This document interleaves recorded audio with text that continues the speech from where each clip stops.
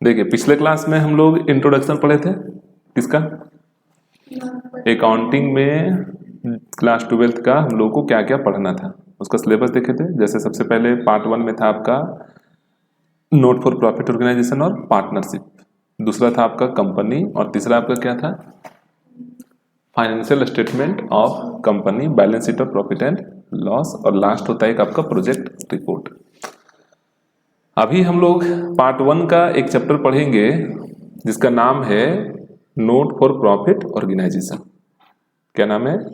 Note for profit organisation. ठीक है, वैसे ही आपका सिलेबस का पार्ट नहीं है, ठीक है, पर अभी हम लोग एक नॉलेज पर्पज से पढ़ेंगे जब तक हमारा मतलब ये कोर्स पूरा ट्रैक पे नहीं आ जाए, जब तक आपके पास सारा बुक नहीं आ जाए तब तक। ठीक है, तो चैप्टर नंबर 1 हम स्टार्ट करते हैं जिसका नाम क्या है, गैर लाभकारी संगठनों या गैर व्यापारिक संस्थाओं का लेखांकन। ठीक है, क्लास 11th में हम लोग एक चैप्टर पढ़ रहे थे, मतलब क्लास 11th में अभी तक जितना भी चीजें हम लोग पढ़े वो सब क्या था, प्रॉफिट ऑर्गेनाइजेशन था, मतलब वैसी संस्थाएं जिसका उद्देश्य लाभ कमाना था या लाभ कमाने के उद्देश्य से स्थापित किया हुआ था। और अभी जो चैप्टर हम पढ़ रहे हैं वो क्या है, लाभ कमाना उद्देश्य नहीं है, अपने समाज को, अपने सदस्यों को, अपने व्यक्तियों को, ठीक है, या अपने संस्थान को क्या करना है, सेवाएं प्रदान करना है। वो सेवाएं कैसे प्रदान करेगा, तो या तो नाम मात्र का फी लेगा, ठीक है, या तो फ्री ऑफ कॉस्ट करेगा। ठीक, तो चलिए हम लोग बुक के अकॉर्डिंग देखते हैं ये चैप्टर को भी।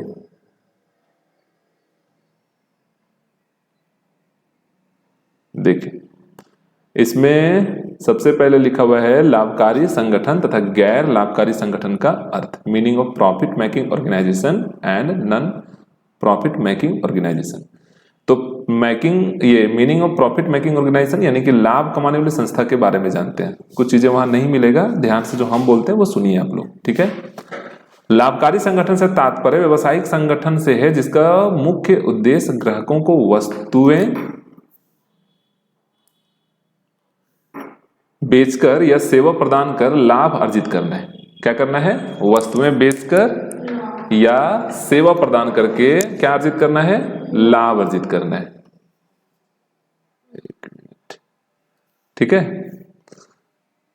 क्या बेचेगा, वस्तु या सेवा, ठीक है, और क्या अर्जित करेगा, लाभ। ठीक, नेक्स्ट क्या लिखा हुआ है फिर,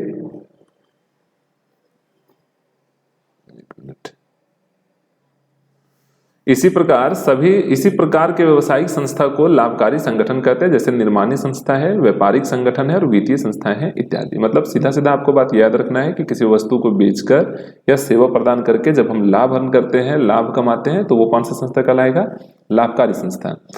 जैसे अगर मान लो कि आपके पास कुछ बुक्स है और आप उसको बेच दिए, ठीक है, और बदले में आप धन कमा रहे हैं, तो हमारा लाभकारी संस्था हो गया। अगर हम अपनी सर्विसेज किसी को देते हैं, ठीक है, किसी के यहाँ नहीं होता, लोग मजदूरी करता है, सेल मतलब वो काम करता है और बदले में धन कमाता है, तो हमारा क्या हो गया, लाभकारी संस्था।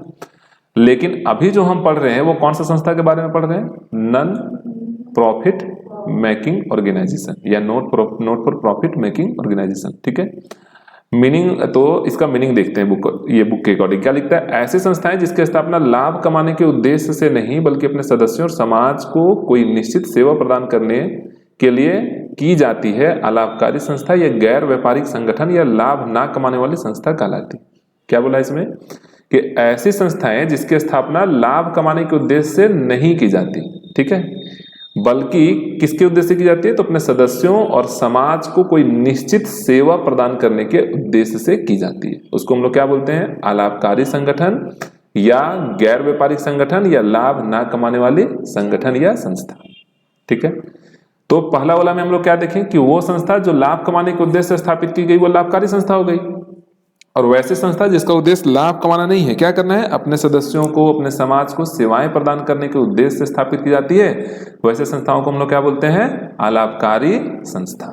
ठीक है, अब इसके एग्जाम्पल्स क्या हो सकता है, तो अलाभकारी संस्था के अलग अलग एग्जाम्पल हैं, देखिए।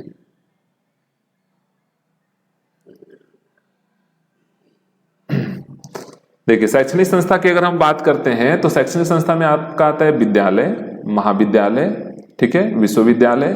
धार्मिक संस्था की बात करते हैं तो जिसमें आता है आपका मंदिर, मस्जिद, गुरुद्वारा, गिरजाघर। खेल संस्था की बात करते हैं तो क्या आता है उसमें, खेल क्लब और व्यायामशाला, ठीक है। और सामाजिक संस्था में आपका आता है अस्पताल, पुस्तकालय और औषधालय, ठीक। और मनोरंजन व सांस्कृतिक संस्था में आपका आता है मनोरंजन समितियां, सांस्कृतिक समितियां, कला एवं सांस्कृतिक समितियां इत्यादि। ये सब क्या है, एग्जाम्पल है किसका, नॉट फॉर प्रॉफिट ऑर्गेनाइजेशन का, ठीक है। अभी आपसे अगर ऐसे पूछ लिया जाए कि आपको 2 एग्जाम्पल बताना है नॉट फॉर प्रॉफिट ऑर्गेनाइजेशन का, तो क्या बोलेंगे? हॉस्पिटल हो गया, विद्यालय हो गया, मंदिर हो गया, है ना। और अलग अलग कैटेगरीज वाइज अगर आपको बोलेगा शैक्षणिक संस्था के अंतर्गत क्या आता है, तो विद्यालय, महाविद्यालय, विश्वविद्यालय। धार्मिक संस्था में क्या आता है, तो मंदिर, मस्जिद, गुरुद्वारा, गिरजाघर, ठीक है। खेल संस्था में क्या आता है, तो खेल क्लब और व्यायामशाला। और सामाजिक संस्था में क्या आता है, तो अस्पताल, पुस्तकालय और औषधालय। और मनोरंजन व सांस्कृतिक संस्था में आता है मनोरंजन समितियां, सांस्कृतिक समितियां, कला एवं सांस्कृतिक समितियां इत्यादि। तो यहां तक बातें क्लियर है, कोई कंफ्यूजन है? दोनों बातें हम लोग समझ गए कि प्रॉफिट मेकिंग ऑर्गेनाइजेशन क्या होता है और not for profit making organisation क्या होता है, ठीक है। चलिए आगे बढ़ते हैं।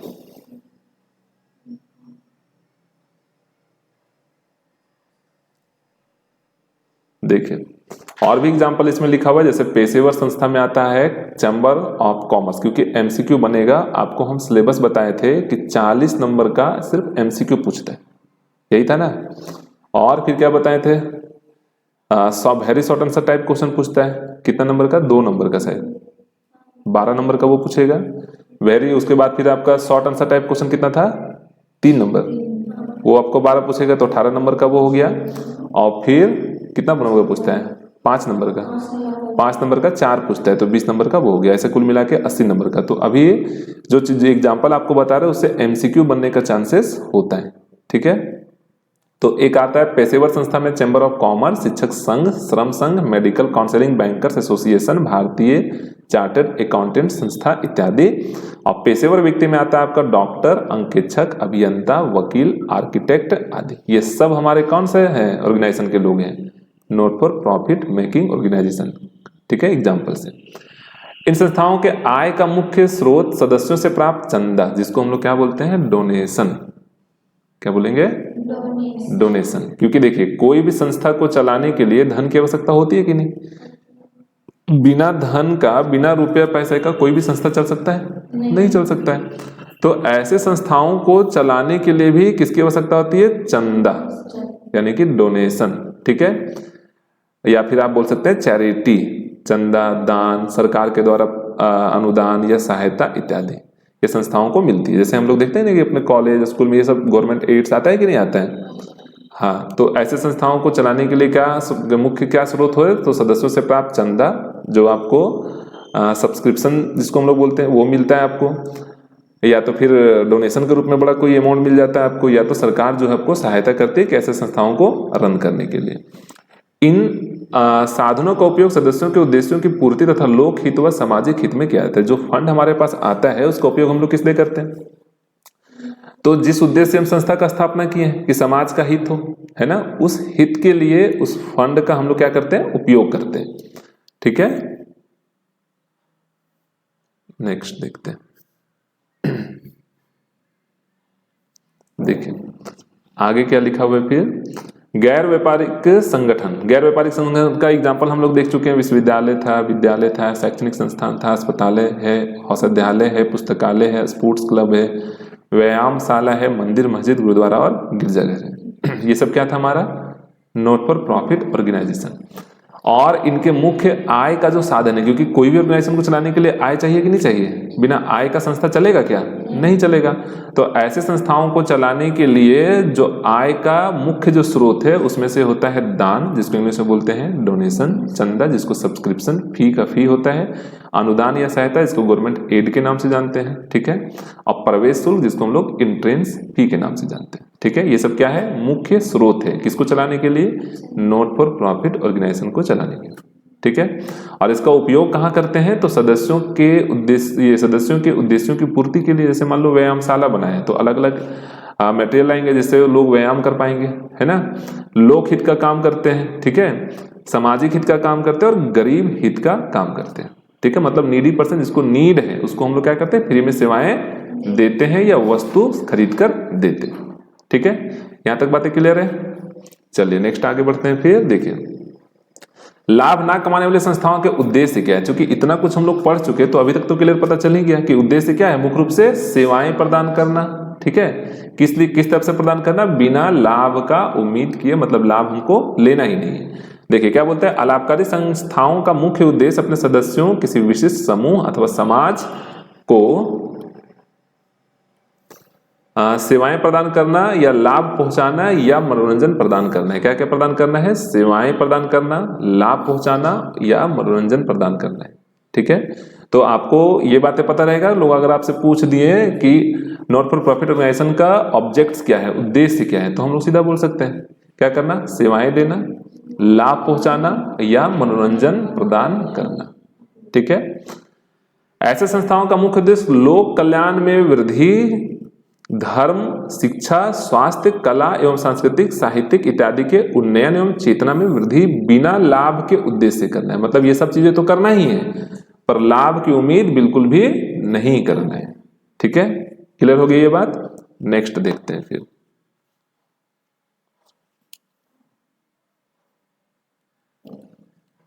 एक मिनट आगे देख सुनिए।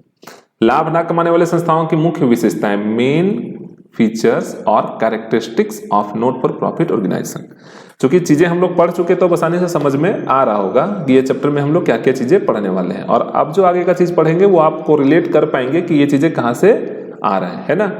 तो अभी हम लोग क्या देखेंगे, इसका विशेषताएं देखेंगे, कैरेक्टरिस्टिक्स या फीचर्स देखेंगे। तो पहला फीचर्स क्या है, लाभकारी संस्थाओं की स्थापना समाज तथा अपने सदस्यों के कल्याण तथा सेवा के लिए की जाती है। क्लियर बात है।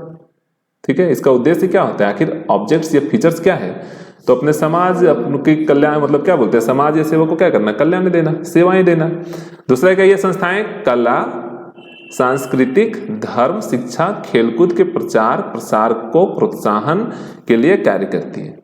ठीक है, उसके बाद है इसका उद्देश्य लाभ कमाना नहीं है बल्कि क्या करना है, सेवा प्रदान करना है। लाभ कमाना नहीं है, क्या करना है, सेवा प्रदान करना है। किनको, अपने सदस्यों को, अपने समाज को। ठीक है, इसकी स्थापना धर्मार्थ सोसाइटी, प्रन्यास या संघ के रूप में की जाती है। ठीक है, किस रूप में, धर्मार्थ सोसाइटी के रूप में या ट्रस्ट के रूप में या संघ जिसको हम लोग क्लब के रूप में जानते हैं, की जाती है। ठीक है, इस संगठन के मुख्य प्रमुख जो आय का स्रोत होता है वो क्या होता है, चंदा है, दान है और सरकारी अनुदान या सहायता है। क्या क्या है, चंदा है, दान है या सरकारी सहायता है। ठीक है, चंदा मतलब जो सदस्य होते हैं वो मिलके जो चंदा देते हैं, जैसे हम लोग देखते हैं सरस्वती पूजा करते हैं तो क्या करते हैं, जो हमारे मेंबर्स होते हैं उनको डाल, सबके मतलब हिस्से में डाल देते हैं कि 1,000 रुपये सबको देना है, और बाकी दूसरे लोगों से क्या करते हैं, डोनेशन के रूप में हम लोग पैसा लेते हैं। ठीक है, उसके बाद है इन संगठनों का प्रबंधन प्रबंध समिति या कार्यकारी समिति के द्वारा होता है, जिसका गठन सदस्यों के द्वारा किया जाता है। किसके द्वारा होता है, इन संगठनों का प्रबंध समिति या कार्यकारी समिति के द्वारा होता है, जिसका गठन सदस्यों के द्वारा किया जाता है। मतलब कोई अध्यक्ष उपाध्यक्ष ऐसा सुनते कि नहीं हम लोग, 10 लोग हैं तो कोई चुन दिए कि ये अध्यक्ष है। ठीक है, और फिर वही सब कार्य को देखता है, और इसको चुनता कौन है, तो उसके जो सदस्य होते हैं वही तो चुनते हैं। सभी क्लास में आप लोग बहुत सारे स्टूडेंट हैं, उसमें से एक मॉनिटर को चुन देते हैं कि मेरी गैर उपस्थिति में आपको क्लास को शांत रखना है या कुछ बातें तो मेरे तक पहुंचाना है। ऐसा होता है कि नहीं होता है, क्लासरूम में देखते थे कि नहीं। उसके बाद है इन संस्थाओं द्वारा प्राप्ति एवं भुगतान खाता, आय व्यय खाता तथा चिट्ठा यानी कि स्थिति विवरण, ठीक है, बनाया जाता है। ये बातें कल भी हम लोग डिस्कस किए थे कि ऐसी संस्थाएं जो है वो क्या बनाती है, रिसिप्ट्स एंड पेमेंट अकाउंट बनाती है। इसको हम लोग हिंदी में क्या बोलते हैं, प्राप्ति एवं भुगतान खाता। उसके बाद दूसरा खाता क्या बनाती है, इनकम एंड एक्सपेंडिचर अकाउंट, जिसको हिंदी में हम लोग क्या बोलते हैं, आय व्यय खाता। और तीसरा खाता जो बनाते हैं उसको बोलते हैं चिट्ठा यानी कि बैलेंस शीट। ठीक है, तो अगर आपसे पूछा जाए कि इन संस्थाओं के द्वारा बनाए जाने वाले खाते कौन कौन से हैं तो क्या बताएंगे, receipts and payment account, income and expenditure account और बैलेंस शीट। बैलेंस शीट कितने प्रकार का बनता है, 2 प्रकार का बनता है, एक ओपनिंग बनता है और एक क्लोजिंग बनता है। एक ओपनिंग बनता है और एक क्लोजिंग बनता है, ये बात ध्यान रखिएगा। दोबारा से बोलिए कौन कौन सा खाता बनेगा, receipts and payment account, income and expenditure account और बैलेंस शीट। अब इसमें लेखा जोखा कैसे करते हैं ये बातें आगे पढ़ेंगे। ठीक है, अभी सिर्फ इन चीजों को जानते हैं। चलिए आगे देखिए। फिर क्या लिखा हुआ है,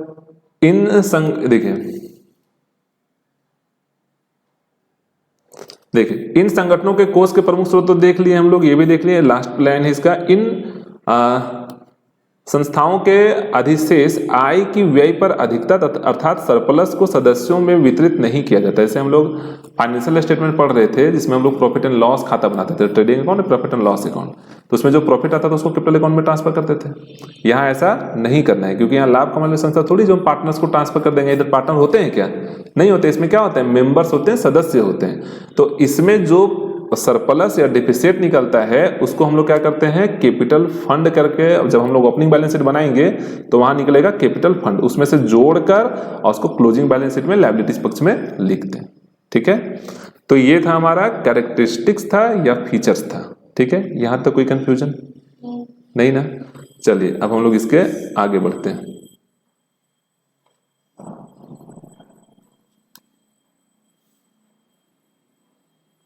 देखिए अलाभकारी संगठन का निर्माण, ये भी जानना जरूरी है कि अलाभकारी संगठन का निर्माण यानी कि ये ऑर्गेनाइजेशन जो है वो कब आया। ठीक है, तो भारत में प्राय अलाभकारी संगठन को गैर सरकारी संगठन के रूप में जाना जाता है। किस रूप में जानते हैं?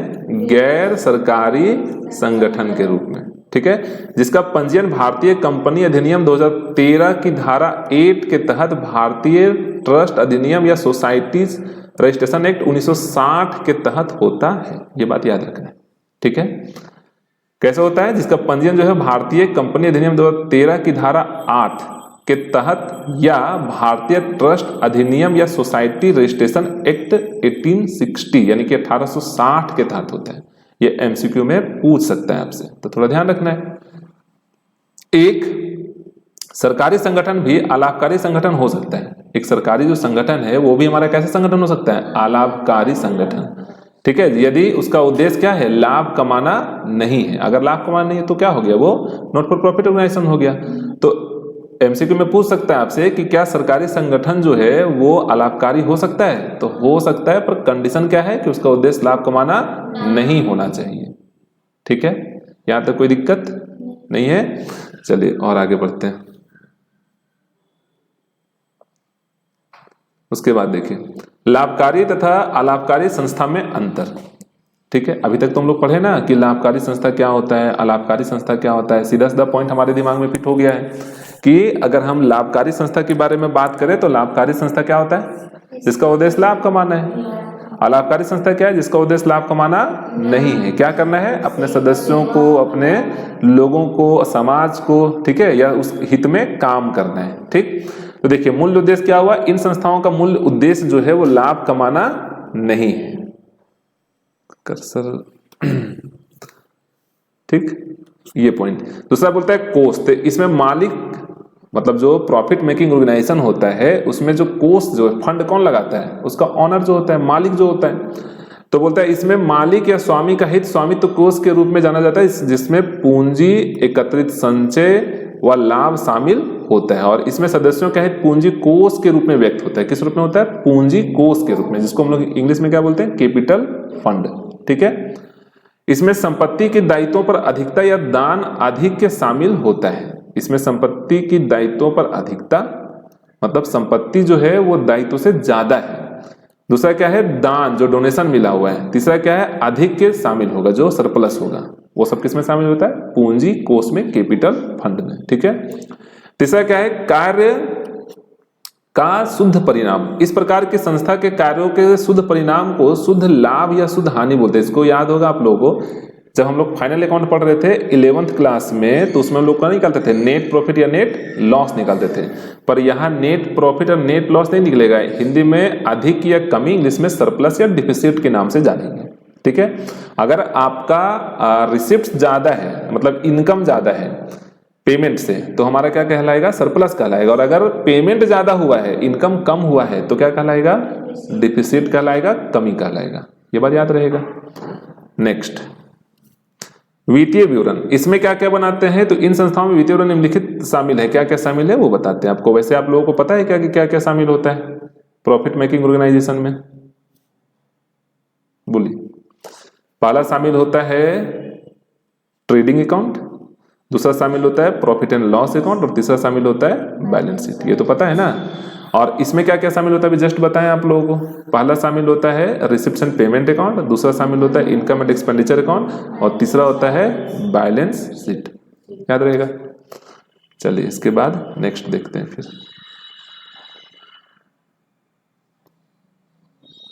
देखिए, लाभ ना कमाने वाली या गैर लाभकारी संस्थाओं का लेखांकन अभिलेख।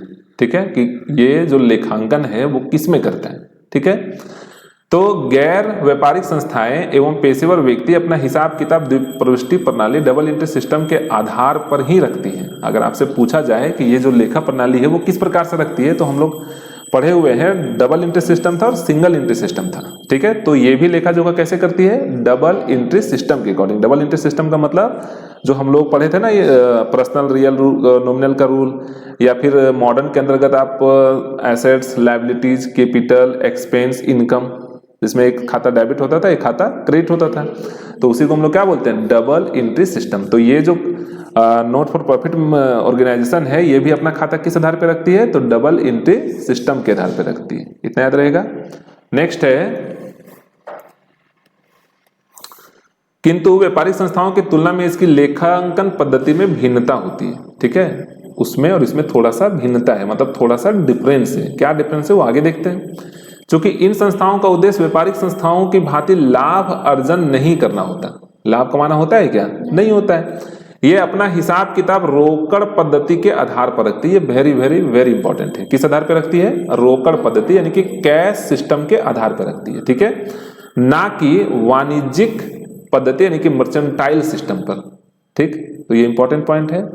प्रॉफिट मेकिंग ऑर्गेनाइजेशन कैसे रखता है, मर्चेंटाइल सिस्टम पे, और ये कैसे रखता है, कैश सिस्टम पे रखता है। ठीक है, रोकड़ पद्धति के अंतर्गत रोकड़ पुस्तकों, ये पुस्तक ही महत्वपूर्ण लेखा पुस्तक होती है, इसलिए सामान्यतः संस्था एक रोकड़ पुस्तक रखते हैं जिसमें सभी प्राप्तियों और भुगतानों को अभिलेखित किया जाता है। ठीक है, क्या करते हैं, सभी प्राप्तियों को। अगर हम सभी प्राप्तियों की बात करें तो दो प्रकार का प्राप्ति होता है, दो प्रकार का रिसिप्ट होता है, दो प्रकार का पेमेंट होता है, जैसे पूंजीगत और आयगत। और प्राप्ति भी हमारा जो होता है वो पूंजीगत होता है और आयगत होता है, यानी कि रेवेन्यू और कैपिटल होता है। इसका डिफरेंस भी आप लोग को बताए हैं। और अगर ये चीजें अभी क्लियर नहीं है तो नेक्स्ट हम लोग जब आगे बढ़ेंगे तो फिर ये चीजें आपको बताएंगे दोबारा। ठीक है, बस आपको ध्यान रखना है कि हर एक चीज ध्यान से सुनना है। ठीक, और साथ में जो चीजें आपको लगता है कि इंपॉर्टेंट है उसको फटाफट कॉपी में नोट करते जाना है, क्योंकि जो चीजें हम बता रहे हैं अगर आप अभी सुन रहे हैं आपको समझ में आते हैं, लेकिन बाद में निकल सकता है कि नहीं। और साथ में आप कॉपी कलम रखते हैं तो लिखते जाएंगे तो ध्यान रह जाएगा, बाद में रिवीजन करेंगे तो आसान होगा। ठीक है, इसलिए जब भी पढ़ रहे हो तो साथ में क्या करना है आपको, एक कॉपी पेन और शांति से बैठ के सुनना है और लिखते भी जाना है। ठीक है, बाकी आपके पास किताब है तो उसमें साथ में टिक लगाते जाइए। ठीक, चलिए नेक्स्ट देखते हैं। फिर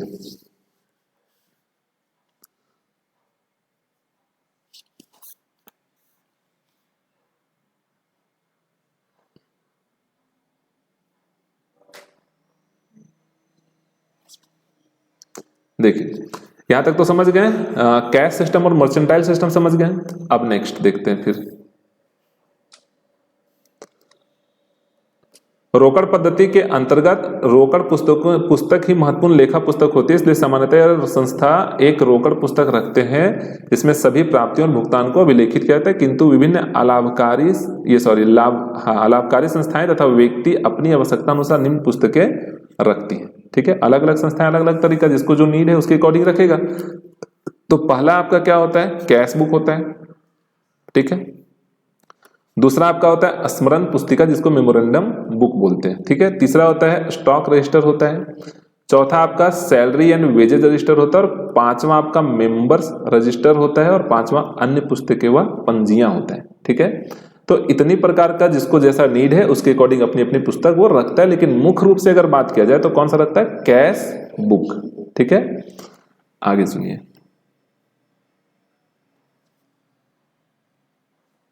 लेखांकन अभिलेखों की आवश्यकता या उद्देश्य। आखिर ये लेखांकन अभिलेखों की आवश्यकता क्या है। ठीक है, जो अभी हम जो लेखक की बात देखें वो सब चीजों की क्यों आवश्यकता है। तो पहला तो है कि गैर व्यापारिक संस्थाओं को निम्न उद्देश्यों की पूर्ति हेतु लेखांकन अभिलेखों की आवश्यकता होती है। पहला है कोष, जिसको हम लोग बोलते हैं निधि हिंदी में। के उपयोग पर उचित नियंत्रण रखना कि कहाँ से पैसा आ रहा है, कहाँ पैसा जा रहा है, ये पता होना चाहिए कि नहीं होना चाहिए। अगर ऐसा पता नहीं हो तो क्या होगा, सब गड़बड़ हो जाएगा कि नहीं। हमको एक एस्टिमेट भी पता नहीं चलेगा कि कितना पैसा और चाहिए या कहाँ पे पैसा खर्च हो रहा है, ठीक है, सही जगह पे खर्च हो रहा है कि नहीं हो रहा है। दूसरा है सदस्यों दानकर्ताओं सरकारी एवं गैर सरकारी संस्थाओं से प्राप्त धनराशि सहायता व अनुदान के गबन दुरुपयोग की संभावना को कम करने या उससे बचने के लिए उचित लेखांकन करना रहता है, ठीक है।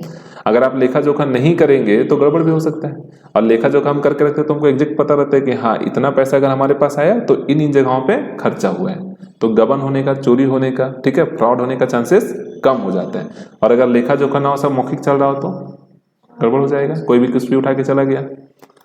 तीसरा है वर्ष के अंत में वित्तीय विवरण तैयार करने में सहायता प्रदान करता है। जो हम लोग लास्ट में वित्तीय विवरण बनाएंगे, फाइनेंशियल स्टेटमेंट बनाएंगे, वो किसकी सहायता से बनाएंगे, जब रिकॉर्ड हमारे पास नहीं रहेगा तो बनेगा नहीं बनेगा। उसके बाद है पॉइंट नंबर 4, वित्तीय परिणामों के बजट प्रावधानों से तुलनात्मक अध्ययन को सुगम बनाता है। जैसे पिछले साल का क्या हिसाब किताब था, इस साल क्या हुआ, अगले साल क्या हो सकता है, कंपेयर करने में क्या होता है, सुविधा होता है। अगर हम लेखा जोखा नहीं करके रखेंगे तो कंपेयर कर पाएंगे, नहीं कर पाएंगे। हर एक चीज इंसान याद रख सकता है क्या, नहीं रख सकता है। उसके बाद है यह प्रदर्शित करना कि संस्था के उद्देश्य या उद्देश्यों के अनुरूप व्यय हो रहा है या नहीं। जो संस्था का जो उद्देश्य है उस उद्देश्य में पैसा खर्च हो रहा है या फालतू की चीजों में जा रहा है, ठीक है। और खर्च हो रहा है तो सही क्वांटिटी, सही क्या बोलते हैं, तरीके से खर्च हो रहा है या नहीं हो रहा है, ये भी जानना। उसके बाद है लेखांकन वर्ष के अंत में अभी ये अधिशेष या अधिक सरप्लस या कमी डिफिसिट की स्थिति की जानकारी प्राप्त करना। अगर लेखा जोखा नहीं करेंगे तो आपको पता चलेगा कि कितना सरप्लस हुआ या कितना डिफिसिट हुआ, कुछ पता ही नहीं चलेगा, बस अंधेरे में चल रहे हैं। पता चला एक ही बार या तो पूरा ही संस्था डूब गया या तो फिर अलग ही लेवल पे चला गया, ठीक है। और ऐसे कंडीशन में ज्यादातर चांस है आपका डूब जाने का, ठीक है। उसके बाद है संवैधिक यानी कि कानूनी अनिवार्यताओं का पालन एवं वित्तीय अनुदान प्रदान करना, ठीक है। निष्कर्षतः सदस्यों दानकर्ताओं एवं सरकार द्वारा निधि के गबन दुरुपयोग की संभावना को कम करने या इससे बचने के लिए संवैधिक यानी कि कानूनी अनिवार्यताओं के पालन एवं आय व्यय की स्थिति ज्ञात करने के लिए उचित लेखांकन पद्धति की आवश्यकता होती है, ठीक है। ये था सारी चीजों का सारांश, समरी जिसको बोलते हैं, ठीक। नेक्स्ट देखते हैं फिर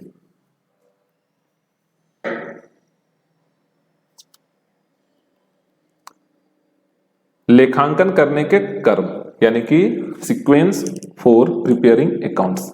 जब हम लेखा जोखा करते हैं तो सबसे पहले किस में लेखा करते हैं, उसके बाद किस में करते हैं, फिर किस में करते हैं, एक क्रम होना चाहिए कि नहीं होना चाहिए। तो देखिए पहला है रिसिप्ट एंड पेमेंट अकाउंट। सबसे पहले लेखा जोखा कहां करेंगे, रिसिप्ट एंड पेमेंट अकाउंट में, ठीक है। दूसरा लेखा जोखा कहां करेंगे, फंड बेस्ड अकाउंटिंग, जिसके अंतर्गत आएगा आपका, या फिर दूसरा आपका फंड बेस्ड अकाउंटिंग क्या होता है ये भी हम लोग देखेंगे।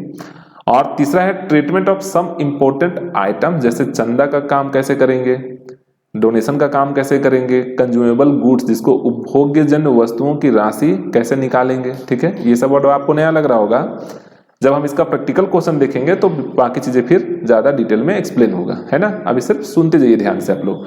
नेक्स्ट है फिर चौथा है, उसके बाद हम लोग बनाएंगे preparation of income and expenditure account और फिर बनाएंगे बैलेंस। जैसे आपको पता होगा जब हम लोग 11th का क्लासेस कर रहे थे तो फाइनल अकाउंट बनाने से पहले कितना कुछ पढ़े थे, जर्नल पढ़े थे, लेजर पढ़े थे, ट्रायल बैलेंस बनाए थे, डिप्रिसिएशन बनाए थे, बिल्स ऑफ एक्सचेंज बनाए थे, ठीक है, बैंक रिकंसिलिएशन स्टेटमेंट देखे थे, उसके बाद और क्या क्या था, और प्रोविजन ये सब निकालना सीखे थे, फिर एडजस्टमेंट सीखे थे, तब जाके हम लोग फाइनल अकाउंट बनाए थे। तो जैसे इसी प्रकार से यहाँ पे जब हम लोग इनकम एंड एक्सपेंडिचर अकाउंट बनाएंगे तो इन चीज़ों का पहले कैलकुलेशन हमको सीखना पड़ेगा कि फंड बेस्ड अकाउंटिंग क्या होता है, चंदा है तो उसका उपयोग कैसे करेंगे, दान मिला है तो कैसे करेंगे, कंज्यूमेबल गुड्स कैसे निकालेंगे। जब ये सारा कैलकुलेशन सीख जाएंगे, जिसको एडजस्टमेंट के जैसा जानेंगे हम लोग, तब जाके हम लोग क्या बनेंगे, इनकम एंड एक्सपेंडिचर अकाउंट। और फिर अंत में क्या बनाएंगे, बैलेंस शीट, ठीक है। तो ध्यान रहेगा, सबसे पहले क्या बनाएंगे,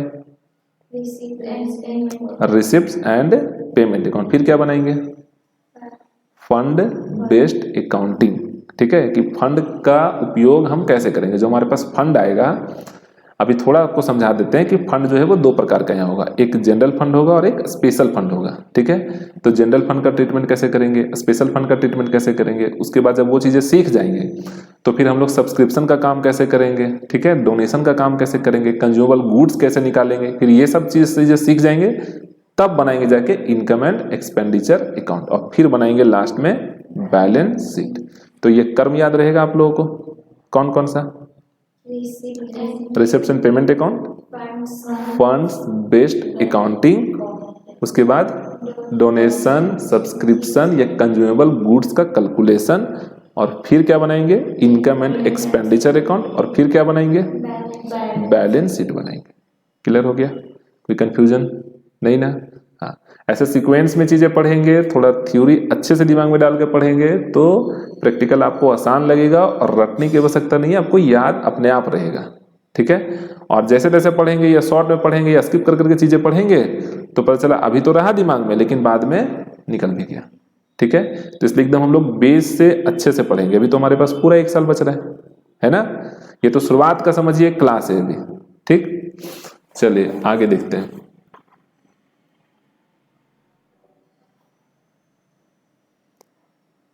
उसके बाद है लाभकारी संस्थाओं का वित्तीय विवरण या अंतिम खाते। अलाभकारी संस्थाओं का, जो कि हम क्या पढ़ रहे हैं, अलाभकारी संस्था पढ़ रहे हैं। तो अभी अलाभकारी संस्थाओं में कौन कौन सा खाता है ये तो पूरा रख लिए आप लोग, कौन कौन सा आता है, receipt and payment, income and expenditure और बैलेंस शीट, ये 3 बनता है।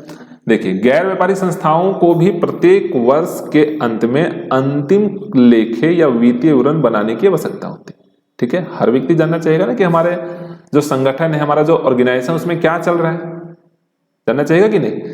और वो जानने के लिए लेखा जोखा तो करना ही पड़ेगा, और फिर लास्ट में उसी लेखा जोखा से क्या बनाएगा, वो फाइनल अकाउंट बनाएगा। इससे उसको पता चलेगा कि सरप्लस हो रहा है या डिफिसिट हो रहा है, कहाँ से पैसा आ रहा है, कहाँ पैसा जा रहा है, क्या स्थिति है भी हमारा। ठीक है, इसको जानने के लिए क्या बनाता है, वो फाइनल अकाउंट बनाता है, जिसको हम लोग क्या बोलते हैं, अंतिम लेखा या वित्तीय विवरण, जिसको हम लोग फाइनेंशियल स्टेटमेंट बोलते हैं। ठीक है, सामान्यतः गैर व्यापारी संस्थाओं के वित्तीय विवरण या अंतिम खाते में निम्न शामिल होते हैं। पहला है, लेखा बहियों की शुद्धता की जांच के लिए गैर व्यापारिक संस्थाएं तलपट भी तैयार करती है। क्या बनाती है, तलपट, जिसको इंग्लिश में हम लोग क्या बोलते हैं, ट्रायल बैलेंस।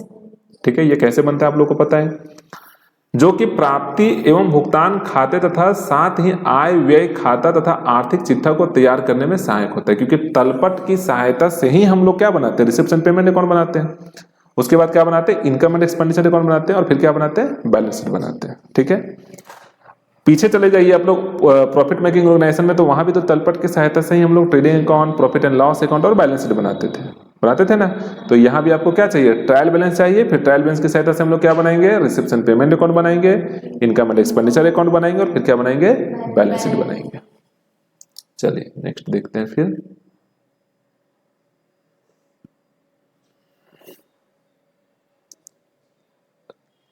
अब चूंकि हम लोग पहला जो देखे हैं क्या था, प्राप्ति एवं भुगतान खाता, तो अब हम लोग जानते हैं कि ये प्राप्ति एवं भुगतान खाता क्या होता है। थोड़ा जब हम लोग सिलेबस डिस्कशन करते हैं तो थोड़ा बहुत चर्चा किए थे इसके बारे में कि आय व्यय, ये नॉट फॉर प्रॉफिट ऑर्गेनाइजेशन का सबसे पहला जो खाता बनता है वो क्या बनता है, रिसिप्ट्स एंड पेमेंट अकाउंट, यानी कि प्राप्ति एवं भुगतान खाता।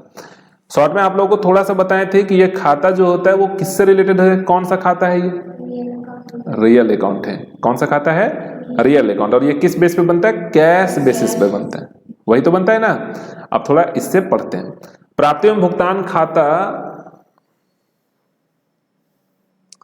प्राप्ति एवं भुगतान खाता तथा बैंक लेन देन के विभिन्न शीर्षकों का सारांश। प्राप्ति एवं भुगतान खाता नगद तथा बैंक लेन देनों का क्या है, ये सारांश है। नगद और बैंक लेन देनों का सारांश है। विलियम पिकल्स के अनुसार क्या बोलता है कि प्राप्ति एवं भुगतान खाता एक अवधि के रोकड़ बही के मद, यानी कि नगद एवं बैंक लेन देनों के सार मात्र से कुछ भी अधिक नहीं है। कौन बोला ये बात, विलियम पिकल्स के द्वारा बोला गया है, जो कि उपयुक्त शीर्षक में विश्लेषित एवं वर्गीकृत है। यह खाते का एक ऐसा प्रारूप है जिसका प्रयोग अधिकांश समितियां, क्लबों, संघों आदि के कोषाध्यक्षों द्वारा वर्ष के कार्य संचालन के परिणामों को प्रस्तुत करने के लिए किया जाता है। कौन यूज करता है इसका, जो उसके कोषाध्यक्ष होते हैं, ठीक है, किसके, समिति के, क्लब के, संघ के, वो अपने कार्य संचालन के लिए इसका यूज करते हैं। ठीक है, प्राप्ति एवं भुगतान खाता एक संपत्ति खाता है। कौन सा खाता है, एसेट्स अकाउंट है। ठीक है, या वास्तविक खाता है जिसको हम लोग क्या बोलते हैं, रियल अकाउंट। ठीक है, प्राप्ति एवं भुगतान खाता रोकड़ पद्धति कैश बेसिस पर तैयार किया जाता है। ये इंपॉर्टेंट है, या तो आप इसको बोल सकते हैं एसेट्स अकाउंट है, या तो क्या बोल सकते हैं रियल अकाउंट है। और ये किस बेस पे तैयार होता है, तो कैश बेस पे तैयार होता है, रोकड़ पद्धति पे तैयार होता है। अतः प्राप्ति एवं भुगतान खाता विभिन्न प्राप्तियों एवं भुगतानों को, चाहे वो चालू अवधि से संबंधित हो, पूर्व अवधि मतलब पिछले साल से संबंधित हो, या आगामी यानी कि नेक्स्ट ईयर से संबंधित हो, ठीक है, सारांश के रूप में प्रस्तुत करता है। ठीक, मतलब कैश अगर आ रहा है, भले वो इस साल का हो, पिछले साल का पैसा इस साल आ गया, या इस साल मतलब अगले साल का पैसा इस समय आ गया, तो हम लोग कहां लिखेंगे, रिसिप्ट्स एंड पेमेंट अकाउंट में। ठीक है, इसी प्रकार इसमें पूंजीगत तथा आयगत सभी लेन देनों को प्रदर्शित किया जाता है। ये वेरी वेरी इंपॉर्टेंट लाइन है। इसमें पूंजीगत हो या आयगत हो, जितना भी लेन देन होगा वो सबको लिखेंगे। लेकिन अगर हम बात करेंगे इनकम एंड एक्सपेंडिचर अकाउंट की और बैलेंस शीट का, तो वहां पे अलग अलग छाट छाट के लिखेंगे। ठीक है, तो जब उसमें जाएंगे तो उसको देखेंगे। यहां ध्यान ये रखना है कि इसमें आयगत और पूंजीगत दोनों प्रकार के प्राप्तियों और भुगतानों को दिखते हैं। किसमें, रिसिप्ट्स एंड पेमेंट अकाउंट में। इस खाते के बाएं भाग में प्राप्तियों को दिखाया जाता है, जबकि भुगतान को दाएं भाग में दिखाया जाता है। बाएं भाग मतलब क्या हो जाएगा, लेफ्ट साइड और एक राइट साइड। अगर लेफ्ट साइड देखें तो क्या होगा, रिसिप्ट्स, और राइट साइड देखें तो क्या होगा, पेमेंट। ठीक है, तो सारे रिसिप्ट्स आपको किधर लिखना है, लेफ्ट साइड में, और सारे पेमेंट को किधर लिखना है, राइट साइड में। ठीक है, और रिसिप्ट्स मतलब कौन सा receipts, all receipts. All receipts बोलने का क्या मतलब है कि आयगत और पूंजीगत दोनों प्रकार के प्राप्तियों को आपको कहां लिखना है, लेफ्ट साइड में, और दोनों प्रकार के भुगतान को, पूंजीगत हो या आयगत, उसको किधर लिखना है, राइट साइड में लिखना है। ठीक है, अब अगर हम पूंजीगत और आयगत की बात करें तो शॉर्ट में आप लोगों को पता है कि अगर हम क्या बोलते हैं कि रोजमर्रा के कार्यों में खर्च कर रहे हैं तो वो आयगत कहलाएगा। रोजमर्रा वाला इनकम हमारे पास आ रहा है, ठीक है, तो वो हमारा आयगत होगा। लेकिन जहां पे लार्ज अमाउंट खर्च कर रहे हैं, ठीक है, बड़ा अमाउंट खर्च कर रहे हैं, बार बार खर्च नहीं करेंगे, कभी कभार खर्च करेंगे, जो हमारे क्या बोलते हैं, फर्म को या व्यवसाय को या हमारे ऑर्गेनाइजेशन को बढ़ाने में सहायक होगा। ठीक है, वो हमारा क्या हो जाएगा, पूंजीगत हो जाएगा। ठीक है, तो अगर हम खर्च कर रहे हैं तो बड़ा अमाउंट खर्च करें तो पेमेंट के अंतर्गत चला जाएगा, और अगर हमको मिल रहा है तो इनकम के अंतर्गत आ जाएगा। सिंपल। अब आगे सुनिए, यह खाता प्रारंभिक रोकड़ एवं बैंक शेष से प्रारंभ होता है। कैसे स्टार्ट होता है, प्रारंभिक रोकड़ यानी कि ओपनिंग कैश या ओपनिंग कैश एट बैंक से स्टार्ट होता है। कब, जब ये खाता मतलब ये ऑर्गेनाइजेशन पहले से चलता रहता, मान लो इसी साल स्थापित हुआ, तो कुछ भी ओपनिंग बैलेंस रहेगा क्या, नहीं रहेगा। और अंतिम रोकड़ शेष तो वह बैंक शेष से बंद होता है, मतलब ओपनिंग बैलेंस से स्टार्ट होता है और क्लोजिंग बैलेंस पे क्या होता है, समाप्त होता है। बैंक अधिविकर्ष की दशा में बैंक के प्रारंभिक तथा अंतिम शेष विपरीत पक्ष में दिखाते हैं। जैसे अगर मान लो पॉजिटिव बैलेंस है तो आप कहां लिखेंगे, डेबिट साइड में लिखेंगे। लेकिन अगर नेगेटिव बैलेंस है, बैंक से एक्स्ट्रा पैसा निकाल लिए आप, तो किधर लिखेंगे, क्रेडिट साइड में लिखेंगे। मोटे तौर पर रोकड़ बही तथा प्राप्ति एवं भुगतान खाते में समानता होती है, पर दोनों में कुछ अंतर है। ठीक है, बोल क्या रहा है कि मोटे तौर पर ये दोनों एक जैसा होता है, पर थोड़ा बहुत क्या होता है, इसमें अंतर होता है। और वो क्या अंतर है वो समझते हैं।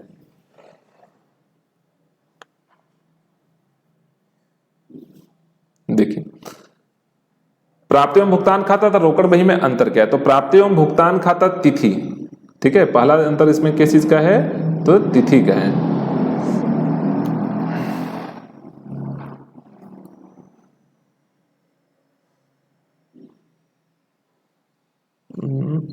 देखिए, पहला अंतर है इसका तिथि का,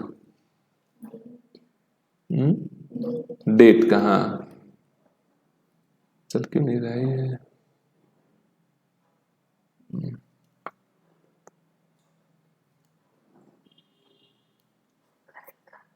हाँ देखिए, पहला है इसमें डेट में, इसमें तिथिवार प्रविष्टि नहीं की जाती, किसमें, रिसेप्शन पेमेंट अकाउंट में, उसमें कोई डेट जो लेखा जोखा हुआ है वो नहीं होता है। लेकिन रोकड़ बही में क्या होता है, तिथिवार प्रविष्टियां की जाती है। उसके बाद है इंट्रीज, प्रविष्टियां सारांशित रूप में की जाती है। रिसेप्शन पेमेंट अकाउंट में कैसे करते हैं, समरी के रूप में दिखाते हैं, और इसमें प्रविष्टियां क्या करते हैं, कर्म से दिखाते हैं, जब जिसका लेन देन हुआ वैसे लिखते जाते हैं। कैश बुक तो बनाए ही आप लोग। अवधि पीरियड्स क्या होता है, तो यह खाता लेखांकन वर्ष के अंत में तैयार किया जाता है, और यह दैनिक, ये रोज बनता है, ठीक है, रोज का लेखा जोखा इसमें करते हैं। उसके बाद है इंस्टीट्यूशंस, को कौन बनाता है, तो प्राप्ति एवं भुगतान खाता को कौन बनाता है, गैर लाभकारी संस्था के द्वारा ये तैयार किया जाता है। और ये कौन बनाता है, यह दोनों प्रकार की संस्थाएं बनाता है, चाहे वो अलाभकारी हो चाहे वो लाभकारी हो। और लेजर फोलियो, इसमें खाता पृष्ठ संख्या की कोई खाता या स्तंभ नहीं होता, मतलब कोई कॉलम नहीं होता है। कैश बुक में कोई कॉलम नहीं होता है, इसमें हम लोग लेजर फोलियो लिखते हैं, पर इसमें वो कॉलम अलग से होता है। और साइड, इसमें बाएं भाग में प्राप्ति और दाएं भाग में क्या लिखते हैं, भुगतान को, और इसमें बाएं भाग में डेबिट और दाएं भाग में क्रेडिट लिखते हैं। बस ये अंतर है, ठीक है। उसके बाद नेक्स्ट, थक नहीं रहे ना आप लोग? चलिए ठीक है, तो आज हम लोग यहीं समाप्त करते हैं और नेक्स्ट क्लास फिर